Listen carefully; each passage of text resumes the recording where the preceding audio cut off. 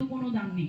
অনেক বড় লোক কোটি কোটি টাকা বা লক্ষ লক্ষ টাকা কিন্তু রেখে যায়, কি হয় ভোগ করে না বা যাই হোক দান দক্ষিণা করে না, দেয় না, ওগুলো কিন্তু পড়ে থাকে, ওগুলো কিন্তু আর ভোগ করতে পারে না। এই যে ভগবান, এই যে আত্মাটা শরীর থেকে চলে গেল, ওনার শরীরটাকে নিয়ে কি হলো, 1 ঘন্টা 2 ঘন্টা পরে বললো যে তাড়াতাড়ি শ্মশানে নিয়ে যান, তাড়াতাড়ি দাহ কর, সব দেহ বাসি করা যায় না, কিংবা গন্ধ বেরোচ্ছে, একটু পরে কিন্তু মানুষ এগুলো বলা শুরু করে।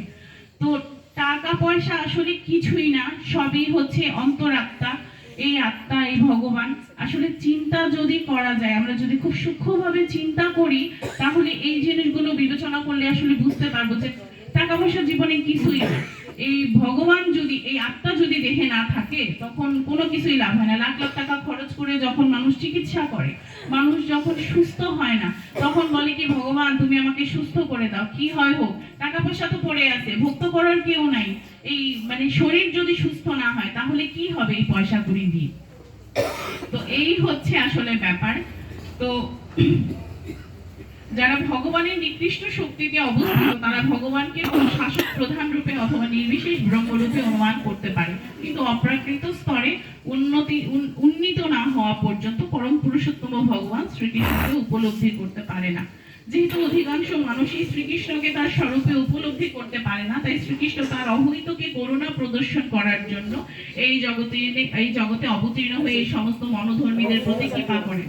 আর ভগবান কখন আমাদের মধ্যে আসে, যখন আসলে পৃথিবীতে পাপের সংখ্যা যখন বেড়ে যায়, যখন ভগবান, আমরা যখন একজনও কেউ ভগবানের নাম করি না, চোখের সামনে অন্যায় হচ্ছে, অত্যাচার হচ্ছে, তখন কিন্তু ওনার করুণা প্রদর্শন করার জন্য কিন্তু উনি আমাদের সামনে আসেন, দেখার জন্য যে দেখো আমি কিন্তু আছি। তোমরাই নিজেদেরকে সেরা মনে করবে, আসলেই কিন্তু তা নয়। কিন্তু ভগবানের অলৌকিক লীলা সম্বন্ধে অবগত হওয়া সত্ত্বেও এই ধরনের মনোধর্মীরা জড়জগতের কলুষের দ্বারা কলুষিত থাকার ফলে মনে করে যে নির্বিশেষ ব্রহ্মই হচ্ছে পরম তত্ত্ব। যেসব ভক্ত সর্বতভাবে পরমেশ্বর ভগবানের চরণে আত্মসমর্পণ করেছেন, তারাই কেবল ভগবানের কৃপার প্রভাবে উপলব্ধি করতে পারেন যে তিনি হচ্ছেন শ্রীকৃষ্ণ। ভগবান নির্বিশেষ ব্রহ্ম উপলব্ধি নিয়ে ভক্ত মাথা ঘামান না।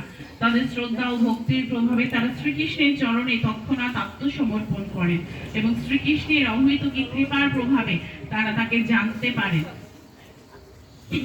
সময় মনে হয় বেশি নিয়ে নিচ্ছি, এই আর জাস্ট 2 মিনিট।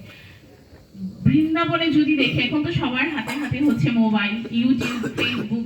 বৃন্দাবনে যদি দেখি কত মুনি ঋষিগণ, আইআইটি থেকে পাশ করা, অনেক শিক্ষিত মানুষ, হয়তো অনেক বড় লোকের সন্তান, ওরা যখন খালি পায়ে, মাথায় জটা,